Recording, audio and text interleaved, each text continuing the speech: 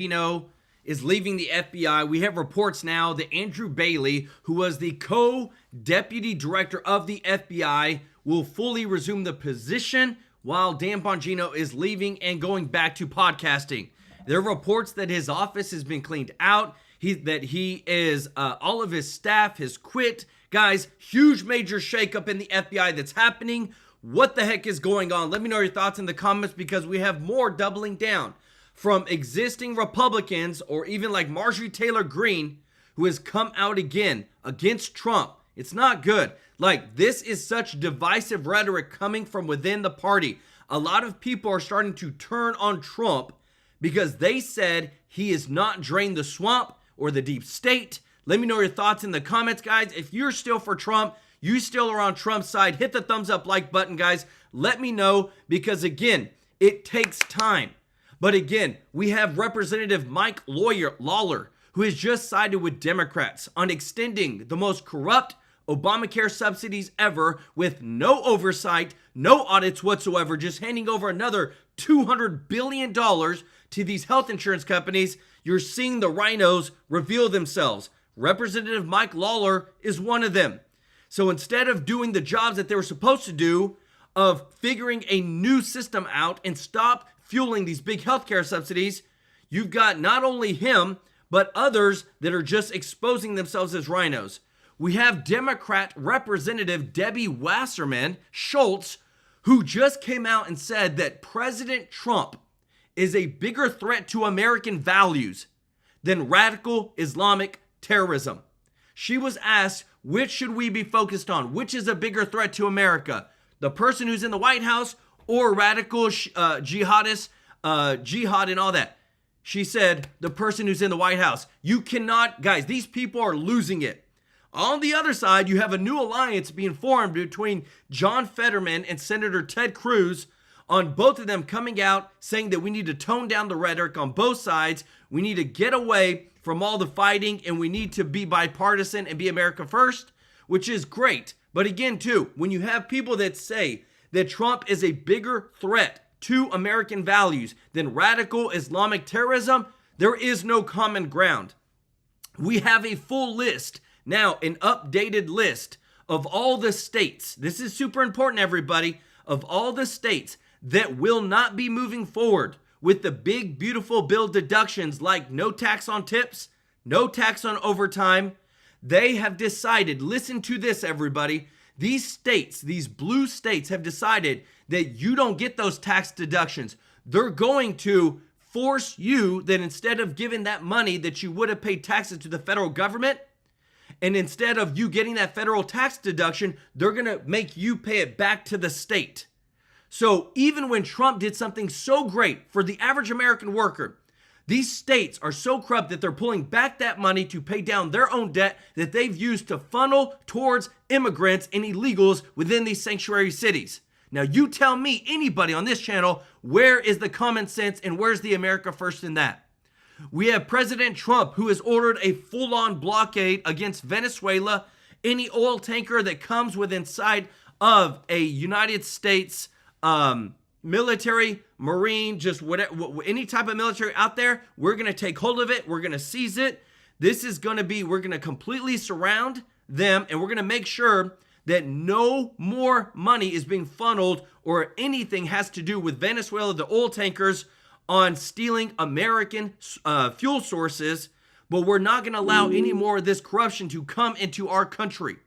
We also have a massive development over the 200 ICE agents. They're about to surge into Kansas and Ohio to arrest Somali illegal aliens. Per the Daily Wire, Trump signed another executive order that adds over 10 states, 10 countries to the travel ban list. Trump is doubling down on immigration to halt it to a complete zero.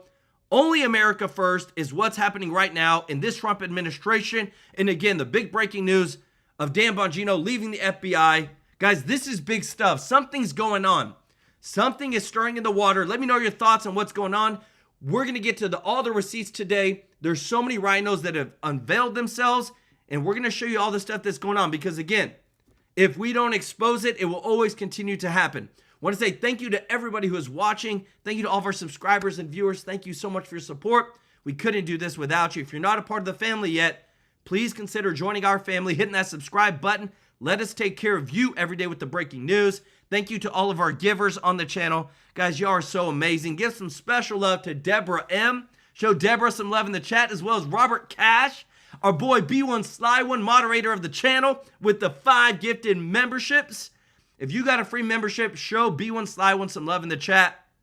Lori Rapier with the super chat. Let's go. And our girl Kathy Brewer with being a member for 14 months. Show them some love in the chat. If you appreciate our news, guys, hit the thumbs up like button. Help us out. And don't forget our sponsor chapter, everybody. If you're turning 65 or you're going through any, or you're over 65 and going through any life change, job change, you lost your health insurance, you're moving states, call chapter. This is a free service to you. They have saved people thousands of dollars on health insurance. Go get your blessing. Don't miss out. It is a free service to you. The number is 667-895-3015. The number's in the description as well. Don't miss out, y'all, because what I'm about to show you next, this is some deep, deep stuff. President Trump, J.D. Vance, what's coming in 2028 is going to be massive. Listen to this. I believe in the conspiracy theories that are true. I believed in the crazy conspiracy theory back in 2020 that it was stupid to mask 3-year-olds at the height of the COVID pandemic. I believed in this crazy conspiracy theory that the media and the government were covering up the fact that Joe Biden was clearly unable to do the job. Turns out that a conspiracy theory is just something that was true 6 months before the media admitted it. Ooh. The same people that call us crazy cover up the stories that matter. COVID, the open border, Somali fraudsters stealing billions, Biden's brain. The media goes mute until it's too late. Now CNN wants to repent for their sins by talking about Trump's health. We cover it all the time on my show, all the time. And I think that is to a large degree because we saw what happened with Biden, and while we covered it, we didn't cover it. Maybe we didn't ask as many questions as we should have. Oh, really? It's not just Tapper. The New York Times just dropped a report on Pelosi's stock trading as she's on her way out the door. Pelosi resisted stock trading ban as wealth grew, fueling suspicion. Yeah, they reported over the past 3 years, Miss Pelosi's reported a trade volume of $56.9 million. And that Pelosi couldn't shake off the impression that she was potentially benefiting from information that regular Americans did not have access to. Come on, Primetime's been covering this for years. You waited until she's retiring to investigate. While they were giving Pelosi a pass, another story was blowing up in Minnesota. Hundreds of millions in taxpayer dollars stolen by Somali fraudsters. The media didn't touch it until Walsh and Kamala lost. The people who were robbed didn't even know it. Now they want a refund. Yeah, it pisses me off. It's not cool. And if anything, I want my money back. I feel like they just don't care about the little people. Either, you have the worst accountants in the entire world, or you just don't care. The media didn't. I'm telling you, they just don't care. You know why? Because we bring the receipts, everybody. We have a map that shows the states where Trump's tax cuts will and will not take place.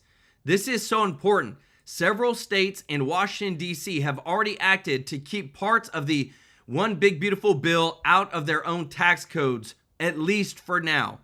Their decision means that taxpayers will not receive state-level versions of the new federal breaks, but all relevant taxpayers will be eligible to claim on their federal tax returns.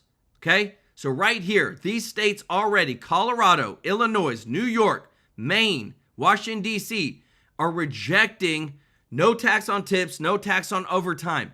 Now, you tell me, where does it make sense to keep, instead of helping these people out, to allow them to get a federal tax deduction? What they're doing is they're saying, okay, since you're not gonna pay the federal taxes on it, you're gonna pay more state income taxes because we've got large budgets and large debt that we need to pay down. That's literally verbatim what some of these states have said. Now you tell me, who's putting America first? When you are cutting out the little guy, the person who's trying to make money on tips, the person who's trying to work overtime for their family. This is the type of thing that's coming from the Democratic Party, guys. Tell me, where is this actually looking out for the little guy? And again, you have these rhinos that are coming out. Representative Mike Lawler has just sided with the Democrats on extending the most corrupt Obamacare subsidies ever. Not America first. But guys, these are the receipts. You need to know these names. You need to see what's happening in these states so that we make sure that we expose the truth. If you appreciate this, if you don't mind hitting the thumbs up like button, guys, give some special love to B1 Sly One for the 5 gifted TrueLife News memberships. If you got a free membership from him, show him some love in the chat. Thank you so much, brother. Our girl Lori Rapier with the super chat said, helping the kids. Merry Christmas to you and the TrueLife chat family. Thank you so much, Lori. Our boy Robert Cash, thank you so much, said praying for all the children. God bless all of them. Give it up for Fred Samuel, said, hey, haven't been here in a while, but hopefully I'm back permanently. Brother, we miss you, Fred. Show Fred some love in the chat, as well as Kimberly Rivas. And give it up for our girl Kathy Brewer with the 10 gifted TrueLife News memberships. Look at your account, see if you got the free membership. If you did, show Kathy some love in the chat, as well as B1 Sly One. Guys, this is big stuff. They're trying to walk back all the lies that they did, and guess what? They always do it too late, like too late Jerome Powell on the interest rates, and we got more receipts to show you, because I'm telling you, this damn Bongino stuff of him quitting is a big, big deal. Report on Pelosi until she hung up her gloves. They stayed silent on Biden's health until he unraveled on the debate stage. They let tampon walk while Somalis stole your money. And when they do touch a real story, they leave out the parts that matter. David Muir covered the New York terror plot that's been broken up, but left out a key detail: the suspect's radical left-wing motives. Back here in the U.S. tonight, the Justice Department says it has foiled an alarming New Year's Eve terror plot. They say 4 suspects were planning to fill backpacks with pipe bombs and detonate them at midnight on New Year's Eve at 5 locations in Southern California. The FBI and Homeland Security officials have been warning the nation's police to be on alert with the holidays approaching. The media doesn't even investigate Democrats. They cover for them until it's safe to throw them under the bus. But by then, it's too little, too late. Senator Josh Hawley joins me now. Senator, I mean, did the New York Times just discover that Pelosi's been making serious coin, trading stocks with potential inside information for what, decades? Decades. Yeah, where were they 4 or 5 years ago when I was first passing stock trading bans through Congress and Pelosi was the one blocking it in the House of Representatives? Jesse, that's why we had to name the bill the Pelosi Act, because she is the poster child for everything that is wrong with insider trading in Congress. And by the way, for all we know, she's still doing it. I mean, right up till the second that she resigned, nobody has made more money than her. But for that matter, nobody made more money in public office than the Bidens did. Hunter Biden, Joe Biden's brother, the whole family. For years and years, the media would never report that until now when they say, oh, yeah, what Biden did so unseemly. Where were they when he was making money hand over fist as a senator, as vice president, as president? Remember, his kid, Hunter, actually tried to sell land around one of our embassies when he was president. I mean, what in the world is going on? It's a total pattern. It's a total cop-out. It's a total cover-up. And always is with the media. Yeah, you know. Let me tell you this, everybody, because this is the stuff you don't see on mainstream media. Because for some reason, they have a narrative that they don't like to share this information. Transgender Marine vet charged in Antifa plot to recreate Waco on ice. The FBI says that Micah James Legnon was part of a far-left terror cell planning coordinated New Year's Eve's bombings in Louisiana and California. Legnon used aliases like Cattery the Witch while discussing attacks on businesses and ICE agents.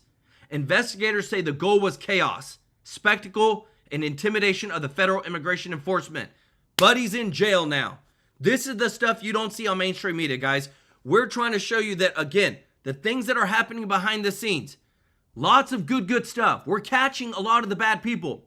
Rubin Feliciano, let's go, brother. Show him some love in the chat. Member of the family now. I love it.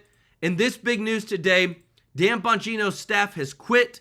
His office is empty. He is set to officially resign within the next 48 hours. Top FBI whistleblowers Kyle Seraphin breaks down the latest developments. This is going to be a major shakeup in the FBI under the Trump administration, because Dan Bongino, they didn't even want him to be in as a co-deputy director. But now that this is being brought out, guys, We have to get to the bottom of this, figure out why. We're digging in. We're going to show you some more stuff in a moment. But the thing is that Dan Bongino is a true patriot. And this guy, they say, was digging in a little bit too deep. The New York That's why we've Times, got to hold these people accountable. they do good journalism. They just don't do it on time. Like the Somali story, they broke a year later. I mean, what's the point? What is the point? You're in the news business. It's not news when it doesn't matter years later. Yeah, but at this point, it's sort of history rather than news. You know, Right. they're archivists rather than journalists. And when we've all figured it out and America's figured it out, and by the way, Jesse, that's the point, right? I mean, at the end of the day, they have to report on this stuff because it's so obvious. They would lose all credibility if they couldn't admit that, yeah, you know, Nancy Pelosi got filthy rich while in Congress. Everybody can see that. Hunter Biden's laptop, same thing. Eventually, they have to say, oh, well, actually, you know what?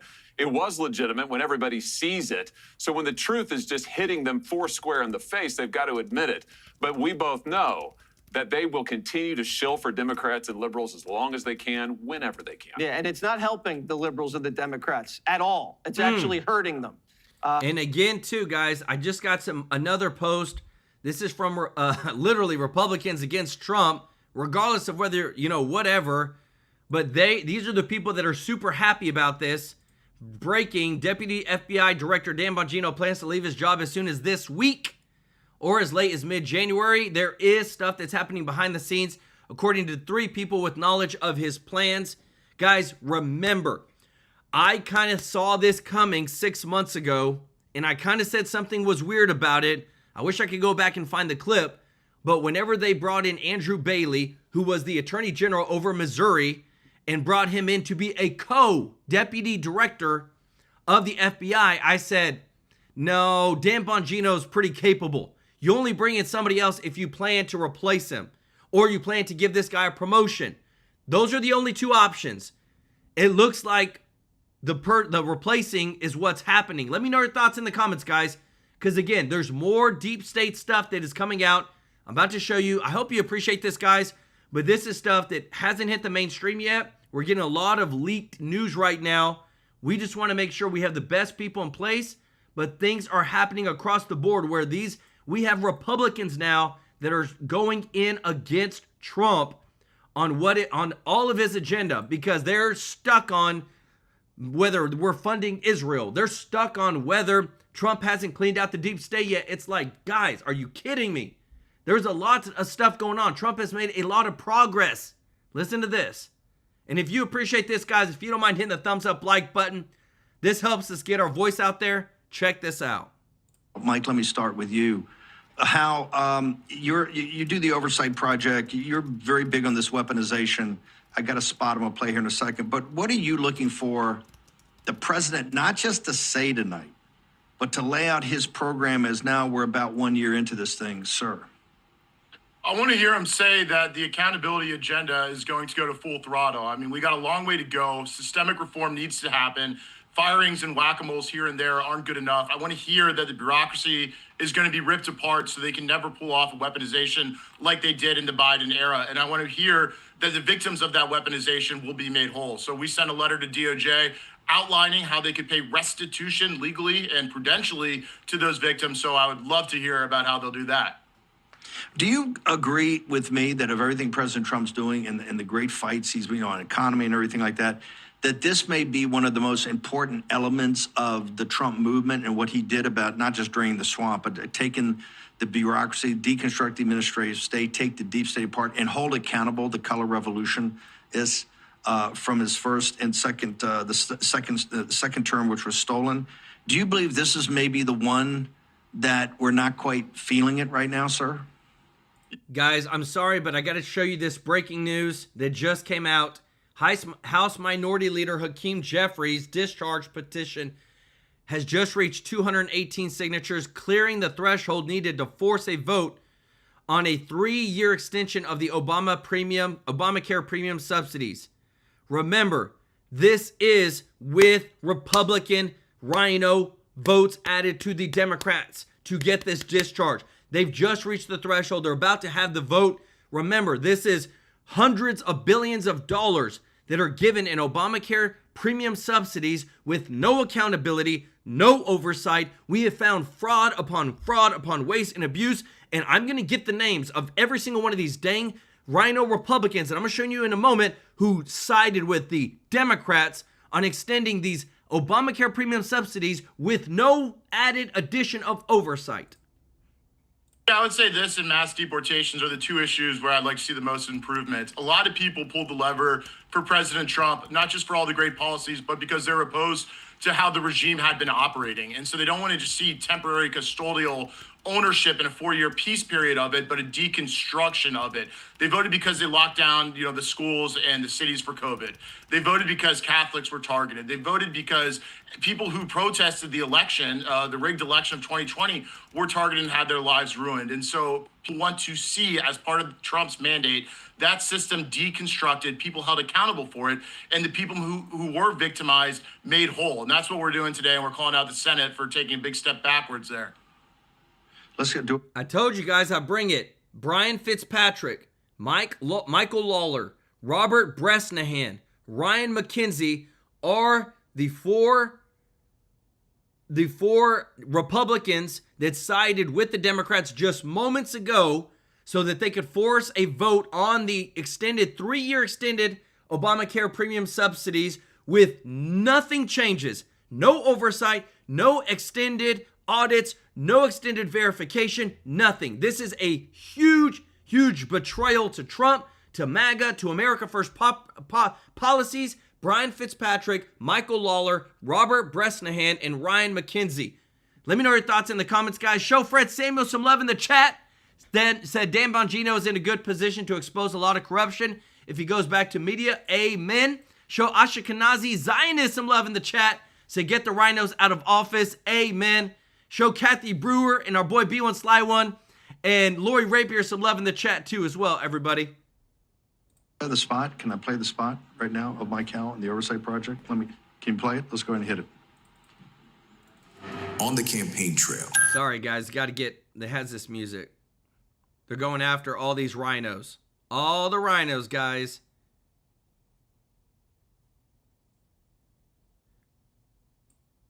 Right there. I know your invitation to have lunch in the Senate dining room has probably been lost in the mail.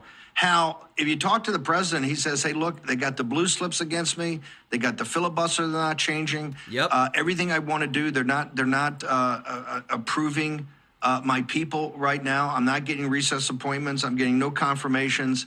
The Senate, the Republican establishment sees the end of the Trump revolution, and that's where they're playing hardball. Your thoughts, sir? Yeah, I have an op-ed out today on this in the blue slip. What's happened is since 2015, Trump came down the golden escalator. There has been some minor improvements in the Senate, but by and large, it is still composed of people who oppose President Trump and his new coalition. And the danger is they've learned to speak the accent. They can go on the campaign trail and speak in a way to fend off primary challengers and court, the Trump power of the endorsement. But they will not chart a new course of political action to back up the president. And this is so evident in the blue slips, particularly for U.S. attorneys. So there's 94 U.S. attorney slots, open, and there's only 18 that have been filled. And if you want to see the president de-weaponize his government, he needs to be able to take full control of the DOJ. You need confirmed U.S. attorneys to charge and prosecute people. And the Senate won't give it to them. And they've only done it for a very small number. And here's why. They're hiding behind the blue slip, not because it's some institutional interest, but it's so they can hide. They don't have to publicly vote, and they don't have to go on record and show the true distance between themselves and the president. It's a mutual defense pact for Senator. And you think that we're not going to show you guys their pictures right here that just sided with the Democrats? Representative Mike Lawler, Brian Fitzpatrick. These are all Republicans who just sided with the Democrats. Rob Bresnahan. I'm trying to get the last one over here. But this is, again, why we keep getting these videos from people like Tim Burchett talking about how Congress is broken right now with everything that they're doing against Trump to keep him from enacting his policies. Hey, everybody, Tim Burchett. We just finished a couple of procedural votes. It's just part of the process. But we had some real fireworks on the floor because they call a 15-minute vote, so it gives you 15 minutes to get up here. Well, 28 minutes into it, the acting speaker called the vote and banged the gavel, and Democrats pitched a fit because, you know, that's not fair. And government, that's government to a T right there. Oh, we give you 15, no, we give you 30. You know, it's just on and on and on. It never ends. It's got to start somewhere. They'll do this for a little while, and people will pitch a fit, and they'll get back to in 30, 35 minutes on a 15-minute vote. And I think it's indicative of why nothing gets done up here in the entitlement that really you see from both sides of the aisle. I was glad they called the vote. I wish they'd start doing a 15-minute vote in 15 minutes. When I was in the state legislature, we could go through a calendar of 25 or 30 bills in an hour or so. And we had debate and everything.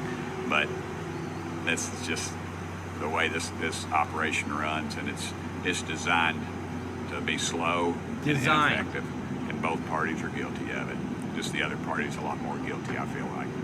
You hear that, guys? I'm telling you, and this is why, again, I'm seeing more reports that basically Dan Bongino was fed up. He's trying to get things done, trying to move forward, and they were blockading him at every single turn. People were starting to turn on him within his own office. And that's why, again, we're getting this breaking news that Dan Bongino's staff has quit, his office is empty, and he is set to officially resign within the next 48 hours. A lot of this stuff is happening, guys, and a lot of this stuff is breaking down what we knew that we thought could happen.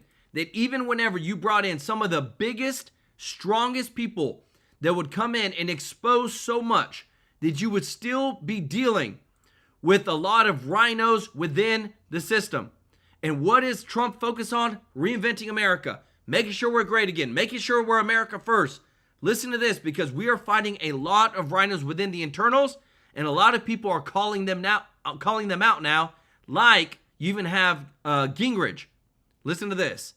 Raise a family and earn a good wage, even if you don't go to college. We want to empower people who want to work with their hands to earn a good wage and do a good job. Under this president, my friends, we are building again. We are investing in the United States of America again. We're seeing the fastest private sector wage growth that we have seen in this country in many, many years. And we're doing it by having a president and an administration that believes in you and fights for you. We have trillions of dollars of new investment coming into the United States of America because we finally got a president who says, if you're going to build in America, if you're going to invest in America, we're going to make it easy for you. And that's just the beginning, my friends. That is just the beginning. That's Vice President J.D. Vance in Pennsylvania yesterday, pushing the president's economic agenda and achievements as the White House gears up for the midterm election season to come. Republicans are facing growing concerns over the economy and the risk of losing control of the Congress next November. A new report reveals Elon Musk is jumping back into the political fray by beginning to fund Republican candidates to keep red seats secure. Joining me now is the former Speaker of the House and Fox News contributor, Newt Gingrich. Speaker, great to see you this morning. Thank you so much for being here. Yeah, it's good to be with you. Assess, Newt, for us what the Republicans are doing now going into the midterm elections, trying hard to keep the economic messaging front and center because of all of these polls that show people are still worried about affordability. Your reaction? Sure. Well, first of all, I thought that Vice President Vance was very effective. As you know, my wife, Callista, is the ambassador to Switzerland. One of her major goals is bringing the Swiss apprenticeship system, which allows people to earn very, very good living. And actually, their apprenticeship system leads people to become CEOs over time. I mean, it's a very different approach. It gets business directly involved in training people. And I think that J.D. Vance's comments about that part of it is very, very important. The Trump administration is committed to every American at every level of education having a good job, having a good income, and having a decent way of life. Now, they still have to finish recovering from the Biden disaster, and that's going to take a while. But I think with the passage of the One Big Beautiful Bill on July 4th, with all of the money, the president's gone around the planet and gotten trillions invested in the U.S. He's gotten trillions, frankly, buying U.S. products. the weight of all that as it comes to bear over the next 6 months, I'm comfortable saying that the campaign by next summer will be between a Trump boom and the Democrats' gloom. And gloom doesn't win very often in American politics. But we're right now in the middle of that. And so people look out the window. It hasn't moved very fast yet. Reagan had exactly the same problem. It took a couple years for the Reagan program to really take effect. But once it did, it was amazing how fast America grew, and he carried 49 states. I think you're going to see President Trump's program works. It's based on sound principles, and it's going to start on January 1st. And guys, I want to show you this because, again, a big part of this is predicated upon this right here. And the reason it is because, remember, when you have people that are coming in and they're putting more burden on the taxpayers, on the federal systems, this is where it makes it harder for everybody. Then you got where Trump administration has expanded the travel ban to extend it beyond, guys, because again, too, Trump says we want people to come here. They're the best of the best. We only want to let in the best of the best, not let in people that want to live off taxpayers and not do their fair share of work. Let me know your thoughts on this because again, too, seeing this economic boom is deportations have got to skyrocket. Housing prices come down. Inflation comes down. More job opportunities. Higher wage increase. This is part of Trump's plan, what you're seeing on the screen on the expanded travel ban. If you appreciate what Trump is doing, hit the thumbs up like button, guys. Thank you so much for your support because, again, I want to show you that what you're hearing on what's about to come, it's on the other side is being fought heavily hard by a lot of people that used to be some of Trump's biggest backers. Listen to this. I'm not in a cult. I am not in a cult. People that think they have to defend every single letter or word or sentence of President Trump, if you think that's what you have to do, you are in a cult. I am not in a cult. I elected President Trump. I fought for him and put him in the White House. And again, I'll remind everybody, voted with him 98% of the time. Put him in the White House because I believed in America First policies. I don't believe in fighting every foreign war. I do not believe in calling affordability crisis. I don't believe that's a hoax. I don't believe raping 14 and 16-year-olds is a hoax. And and President Trump, I went against him on bringing 600,000 Chinese foreign students, continuing that in so America. Marjorie, in closing, you got to come back again soon. H-1B visas, I don't support H-1B visas, and I don't support the state moratorium, AI state moratorium, taking away state rights on AI. I support state rights to regulate and make laws No, I on agree. AI. Let me stop you. You've always been on fire. You've always got a great record, always gut level, know you're good. My spirit tells me that. But in closing, you got to come back soon. I have a 100% voting record, a conservative voting record, Alex. People need to judge me by my actions and not by garbage. All right, you just heard her, guys. Now I want you to hear this because, again, she just did that on Alex Jones's podcast. Now listen on CNN. Health insurance is the coming crisis that we're trying to work on in the House right now, but they waited too late. Speaker Johnson kept the government shut down for 8 weeks. Not the government, I'm sorry, the House of Representatives kept us out of session for 8 weeks during the government shutdown, but yet we could have been in Washington working day in and day out, preparing for this upcoming crisis. In my rural district, I have 75,000 people that are on ACA tax credits. And here's the truth for the Republican Party. The large portion of those 75,000 people are Republican voters. And so this is a real issue, but instead of working hard to come up with a solution, they have waited to the last minute, and we're literally weeks away from those expiring. Do you think Republicans are going to rue the day that those Obamacare subsidies expire? It appears to be that way. There's a lot of arguments going on in the conference, and that's been happening all day today on the House floor. Yeah. Okay, guys, so you're seeing all this stuff happening. I'm telling you, there's people that are going in. You've already had 3 or 4 Republicans that have turned on Trump, are siding with the Democrats over the Obamacare subsidies. You got FBI Deputy Director Dan Bongino, who plans to leave his job this week. Like, something's happening. Something got stirred in the water. Somebody is saying stuff, making deals. You've got Marjorie Taylor Greene, who, rightfully so, I will say this, it's Mike Johnson's fault. They waited to the last minute, but at the same time, too, you don't propose just doing these stupid Obamacare subsidies to just move forward with them. You create something new. Like what Trump said, give people back their hard-earned money. Let them choose their health care with their money. Because I'm telling you this, guys, this stuff that's coming out. Dan Bongino's staff has quit. His office is empty. He is set to officially resign within the next 48 hours. All this stuff, this is from the Alex Jones podcast. A lot of this stuff that's coming out is because something has happened.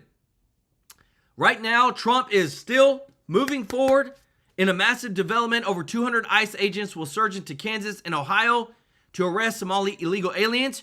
We have news that 30 congressional leaders on the Republican side are not going to run again in the 2026 midterms, leaving a huge open door for us to hopefully bring in the right MAGA people, but also for Democrats to win those seats. Let me know your thoughts in the comments, guys. Big stuff is happening. We're exposing a lot of stuff today because what you're about to hear next is some of the most fiery rhetoric I've ever heard on Congressional Hill. But I want to show you this real quick too, guys. Don't forget, we have partnered with Chapter. There is over 5,000. You can fact check me on this. Medicare 2026 is going up by 10%, everybody. There is literally, right here, you can check this out, Medicare Advantage premiums to increase in 2026. There is 5,600 Medicare Advantage plans nationwide in 2026. Why would you try to go at this alone? We brought a free service to you. It is free. If you're going through any life change, if you're turning 65, or if you're over 65, going through any life-changing, moving states, you're changing jobs, you've just anything big, call this number right here, 667-895-3015. They will help you out. Tell them that Joel sent you from TrueLife News. They've helped out so many people on this channel. So many people have been blessed. So many people are saving thousands of dollars on their health insurance every year now. And some are getting over $1,000 in additional benefits. Don't miss out on your blessing. Again, the number is 667-895-3015. Let them help you out. I promise you, you will be blessed. Now I want to move into this, guys, because I'm telling you, Congress is about to go on Christmas break.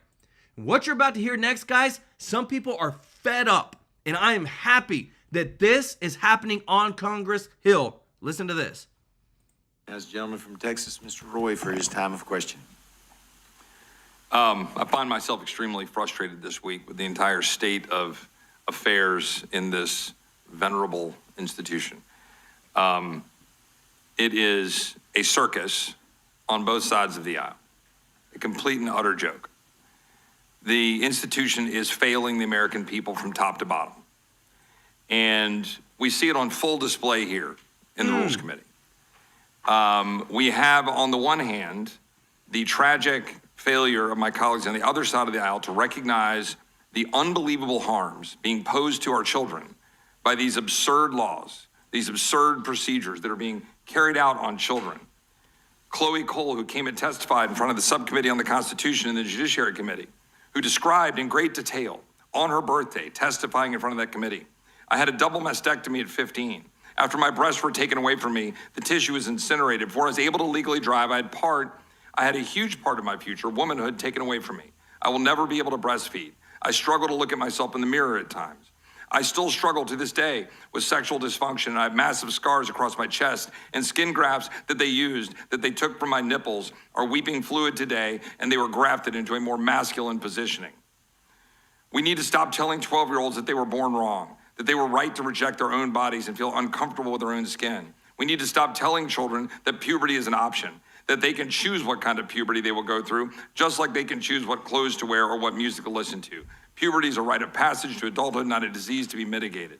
It was powerful testimony by a woman who was detransitioned. And it is extraordinary to me that my colleagues on the other side of the aisle can't recognize how ridiculous it is that in our culture that we were doing this to children.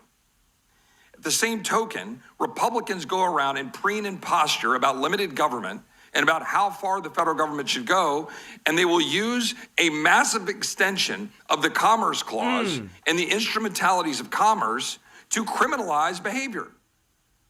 Like, we go around preaching that we shouldn't have more federal laws. We go around preaching that we shouldn't use a bastardized version of the Constitution where commerce was not supposed to mean federal criminalization. We're not supposed to have two sets of laws. We're not supposed to have federal criminal laws that are replicating what the states are supposed to do. There's nothing in Article 1, Section 8 that says we should be going down this road.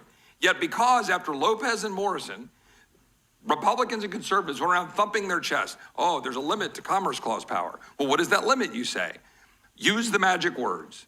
Use the magic words of the instrumentalities of commerce or whatever you might say to say that the federal government can come in and criminalize whatever behavior you would like to criminalize.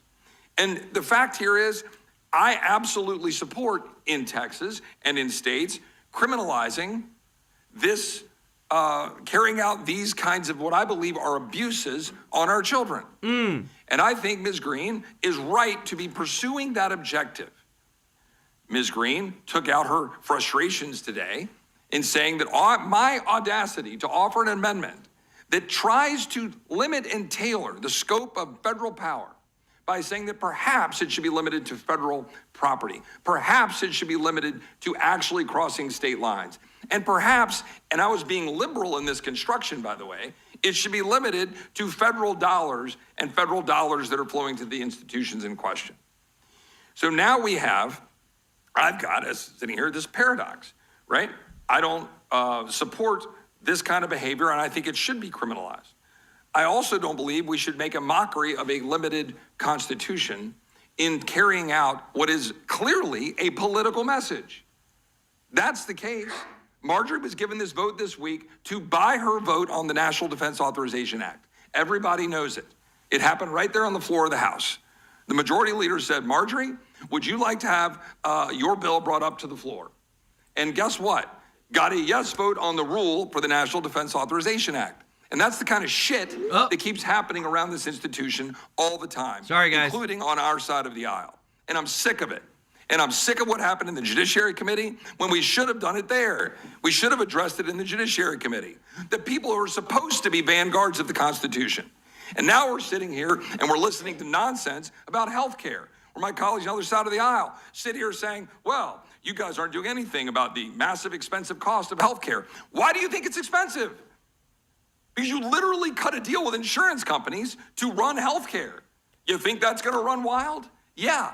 That's why they have 2,000% profit increases, and the American people can't afford to go to the doctor of their choice while we enrich insurance companies. And yet Republicans will complain about it, and then they'll offer milquetoast garbage like we're offering this week, and then go home at Christmas and say, look at what we're doing. We're campaigning on reducing health care. Well, congratulations. At some point, people will look at this body and say, maybe we should get rid of all 435 members of the House right there, and all 100 members of the Senate and start over. Yes. Because Congress is literally failing the American people. I yield. I'm telling you guys, like, I'm with it. I think Congress is fully broken. You've got career politicians that have been in this system. If you appreciate this, guys, if you don't mind hitting the thumbs up like button, this gets me fired up. Percentage of Congress over the age of 70. People have become career politicians. They get paid off. They get catered to by lobbyists. They're not serving we the people. They go in there and they always talk about change and working on this and doing that. Nothing ever gets done. It's super, super slow. Yet we have more regulations, more national debt. We have so much more that we are facing that we've never faced before. And that's why, again, we're hearing a lot of stuff that even true patriots like Dan Bongino, who is set to resign, set to leave, are fed up with what's happening in the federal government. Let me know your thoughts, guys, because again, too, sometimes you just have to start from scratch. Congress, you got Mike Johnson and them who are trying to work on a new health care bill. You got people that are trying to, again, who are supposed to be serving we the people, but end up serving serving the lobbyists. And this is how we see this happen every single year, no matter who the heck is in Congress. The only person that really changes and makes things is the president. You saw when Trump came in, He signed over 200 executive orders. He's making things change. And who I'm about to show you next, guys, again, when you hear them, they have literally not been doing the things that they should have been doing for Trump. But listen to this, guys, because I'm telling you, it's a bunch of you-know-what. But I want you to hear from yourself. So this is how we hold these people accountable. But anyway, we are, as you all know, wrapping up what I think has been an incredibly historic and consequential legislative session. And if you look at just in terms, we talk a lot about the number of votes cast, which is historic, largest number going back to 1976, and then also just the number of days we've been in. All those things add up.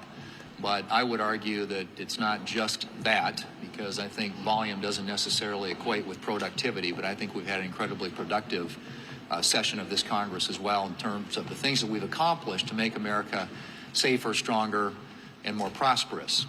Of course, as you all know, the One Big Beautiful Bill had a number of things in it on the tax side, things that American people are going to benefit from, whether it's no tax on tips, no tax on overtime, reduced taxes for seniors on Social Security, whether it deals with the taxes on the expanded child tax credit, standard deduction, making permanent the rate structure.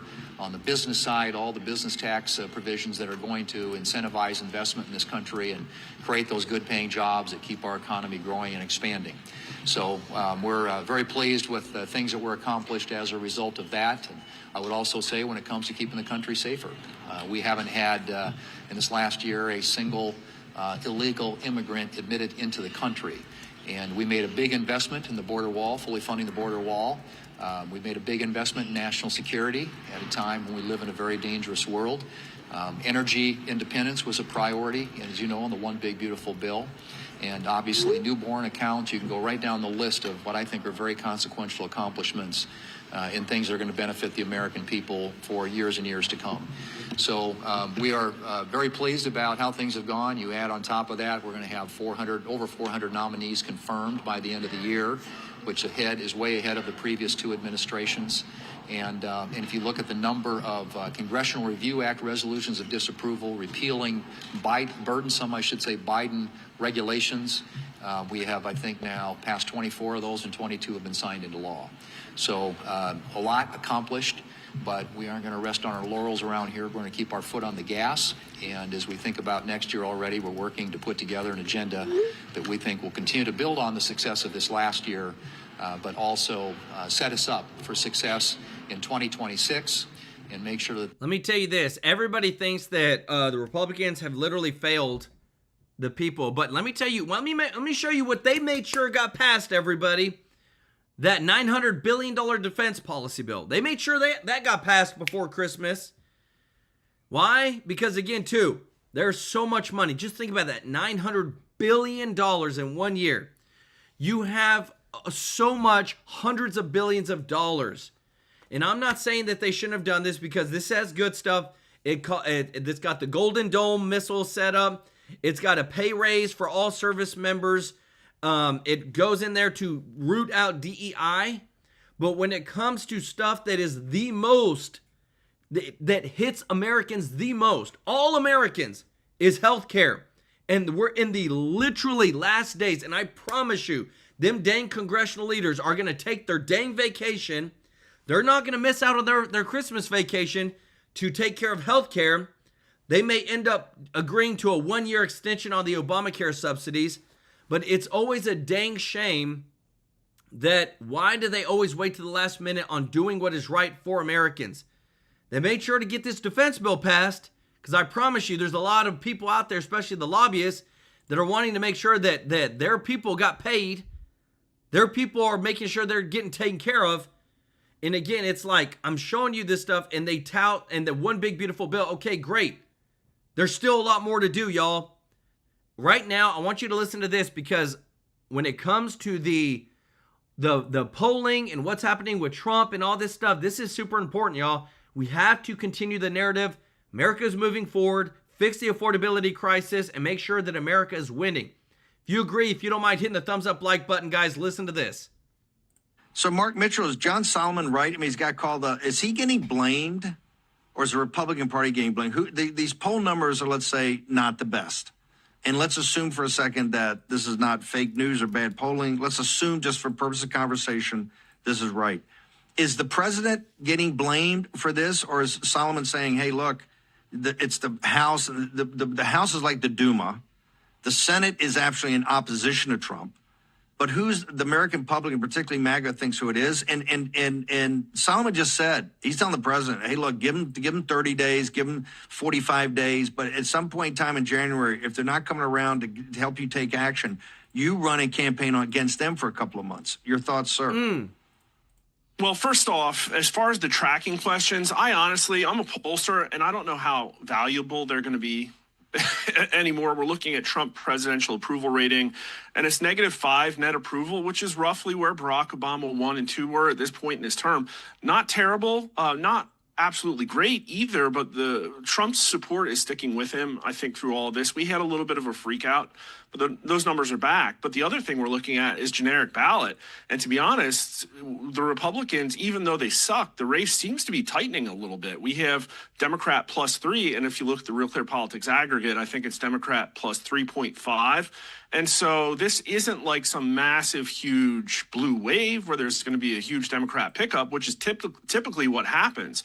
This is going to be a slugfest. And I think it's because politics has just changed so much that we're in this really existential situation where people are afraid. This was a referendum, November 2024, on the federal government. And Donald Trump wanted the job of president. And as the leader of the free world, as the leader of the American people, this isn't, in my opinion, about transactionally just going down a list of promises that he made on the campaign stump. He has to actually understand what Americans are going through and the actual root cause problems that we have in our country. And those problems are very deep in a way that I don't think everybody really understood in 2016, but I think they understand now, because we had the Department of Justice weaponized, we had the January 6th psychological operation, we had COVID, we had all this stuff forced down people's throats. We had the FBI being Joe Biden's personal Gestapo. And Donald Trump is now leading that government, and these problems have not been fixed. We're coming up on the 1-month anniversary of my trip to Washington, D.C., and I told Trump, I said, we need the fight plan for America that includes a conservative, pragmatic, economic, populist plan. Don't tell everybody it's a golden age, because nobody believes that. You got to tell us how we're going to get there and what the real problems are. And the real problems are deep. It's like regulatory capture, corporatism, corporate welfare, the oligarchy. These are the problems. I said that. It's in the Washington Post. People can go read it. And the other problem is brutal government reform. And so what the Democrats would say is, oh, look, Donald Trump's a dictator. He's coming in and doing dictatory things. Well, when Donald Trump was acting most like a dictator in February, that's when his especially under 40 approval rating was at its highest. His approval rating was at its highest as well. But we have new polls back, which is closer to your opinion, that Donald Trump has done too much of what he promised during the campaign, or he has not done enough of what he promised.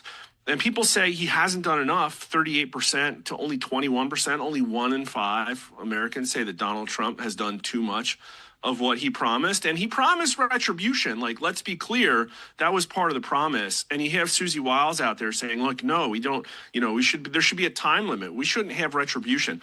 Well, how about brutal reform of the government? That's not retribution. That's what Americans demand and what they should be getting out of a president that sits on top of this rotted corpse of the federal government. But the under 30 voters, these Zoomerwaffen, these people who are just done with performative politics, they don't care about ideology at all. They just want brutal order. These people, 49% of them say he hasn't done enough of what he promised. Only 19% of them say he's done too much. And these under 30 voters, it's actually the under 40s, too. They're the ones that agreed most with Donald Trump's quote about Napoleon Bonaparte, he who saves his country violates no laws. They're the ones that were most on board with Doge. They're the ones who, most of them, 3/4 of them, think that basically every elected official is using their position for ill-gotten gain. They're the most likely to want arrests.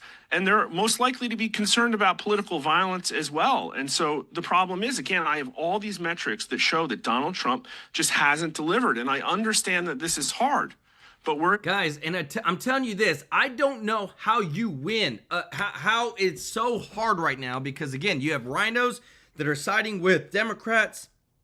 But what I'm about to show you, this is the opponent of MAGA. These are the Democrats. This is Democratic Representative Debbie Wasserman Schultz. Okay, listen to this.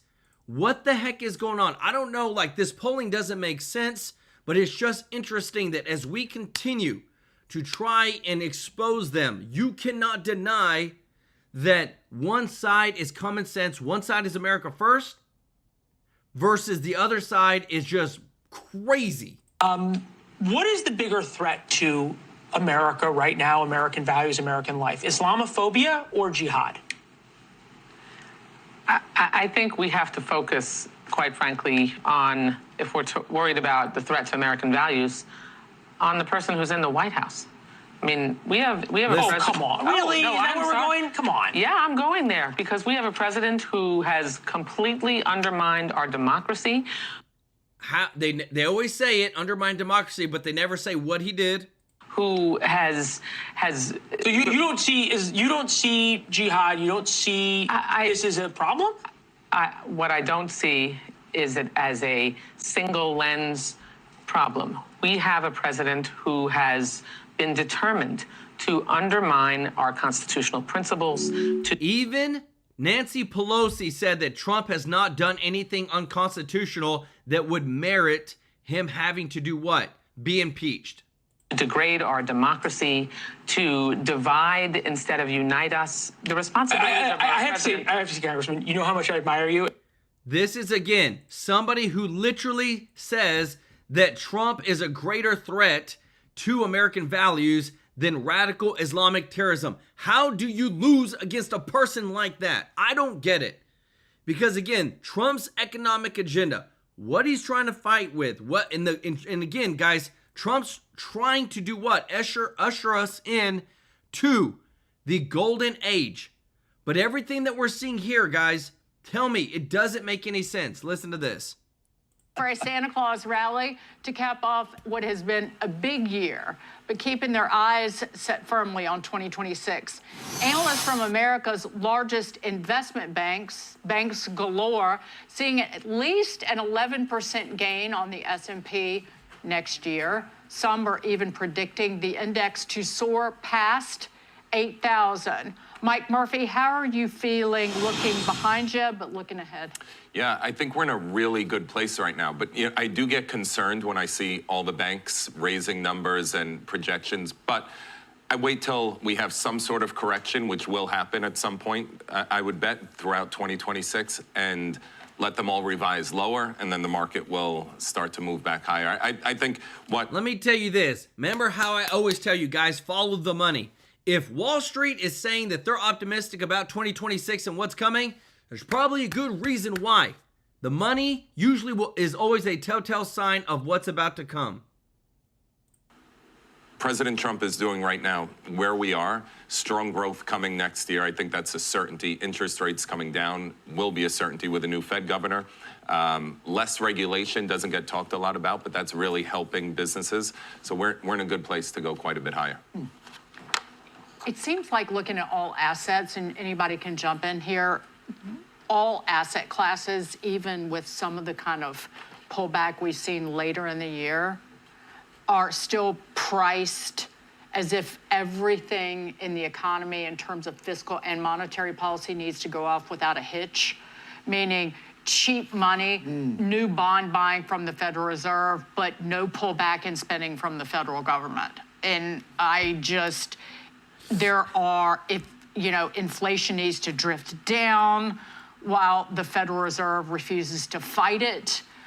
I don't know how that holds up in the next 12 months. Kind of, we're set for perfection. Yeah. I see that point, but I think a lot of things have pulled back. You know, look at just as a proxy for AI, NVIDIA has come down from over 200 to it's trading today in the 170s. So I think there's a lot of room, and as growth continues to accelerate next year, I think it makes sense for the S&P 5, for the stock market, S&P 500, to be priced quite a bit higher. So I think I see your point, and it's a valid point, but I think we go higher. Can I be Mr. Sunshine Jr.? Sure. And throw something your way, because you might know something about this. I thought this was interesting.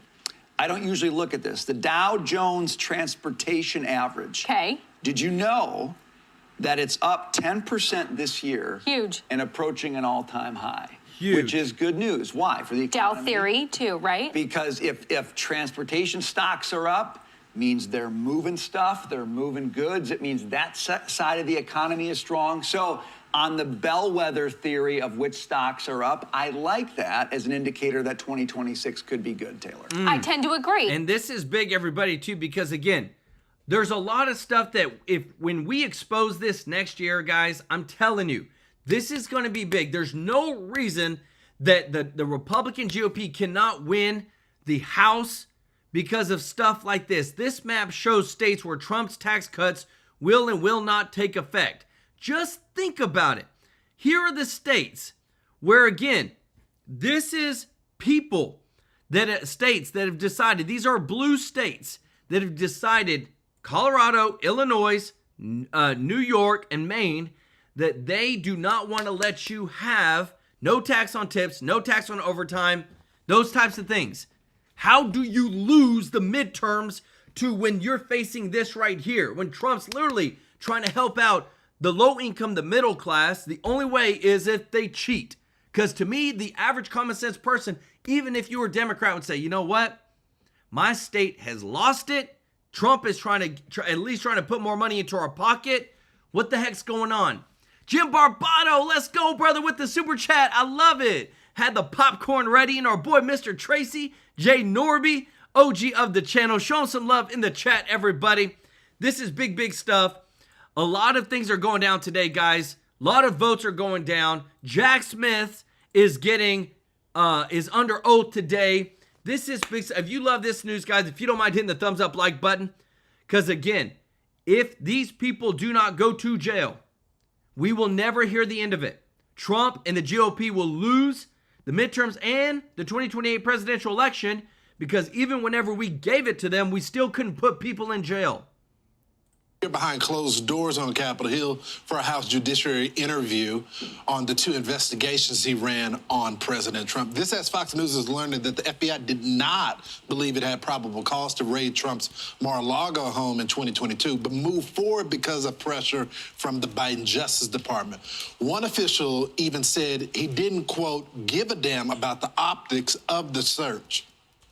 Wow. Here to discuss is House Judiciary Chairman Jim Jordan. Congressman, thanks so much for joining the program. I just want to read the email that we got into our newsroom. And this is the FBI over to the DOJ. Absent of a witness coming forward with recent information about classified on site, at what point is it fair to table this? It is time-consuming for the team and not productive if there are no new facts supporting PC. Probable cause. So the question is, if the Bureau didn't feel like they had probable cause, what judge signed off on a warrant to raid the house of the former president? Yeah, I think this just underscores how political this whole thing was. I mean, we had interviewed Mr. D'Antuono, the head of the Washington field office, way back when, and he told us he was against what they did when they raided President Trump's home. And he said if they were going to actually do it, they should have called President Trump's lawyers. His lawyers should have met him there. They should have done it together. But no, they couldn't do it that way. They had to go in like they did without consulting with President Trump was working with them. So I think it just underscores how political this whole thing was. Not to mention the other things that happened with Jack Smith's investigation. Remember, they put a gag order on the President of the United States. This is something we'll ask him about today. They put a gag order on the former president, then candidate and that was shot down mostly by the appeals court when he got that order. Jack Smith mishandled the documents that he got in the raid. So he mishandled the very documents he accused President Trump of mishandling. They had to file that with the court. And of course, we know that one of his deputies was engaged in what I think you could probably call a bribe when he said to a defendant's counsel, we didn't know you were a Trump guy. We thought you were interested in this judge position. You can't do those kind of things, but all those things Jack Smith and his team engaged in as part of Arctic Frost investigation, which then was merged with the special counsel's investigation. So you noted one of the deputies. This investigation is going to expand into the other deputies as well. Yeah. What other information that you find on those deputies that is leading you to go forward with that? Well, yeah, we did 4 subpoenas of 4 additional people who worked on Jack Smith's team. We've already deposed 3. Actually, one of them, Mr. Wyndham, we referred to the Justice Department for obstructing our investigation. And we don't do that often. The facts have to be there. It has to be warranted. In this case, it was. So we've already deposed 3 of them. We got 4 more. Some of these people we're going subpoenaing today were the ones involved in signing the subpoenas that went to members of Congress, for example. I mean, think about this, Lawrence. The Speaker of the House, Kevin McCarthy, becomes Speaker of the House 10 days after he becomes the top Republican, second in line to the president. They subpoena his phone records for 2 years prior.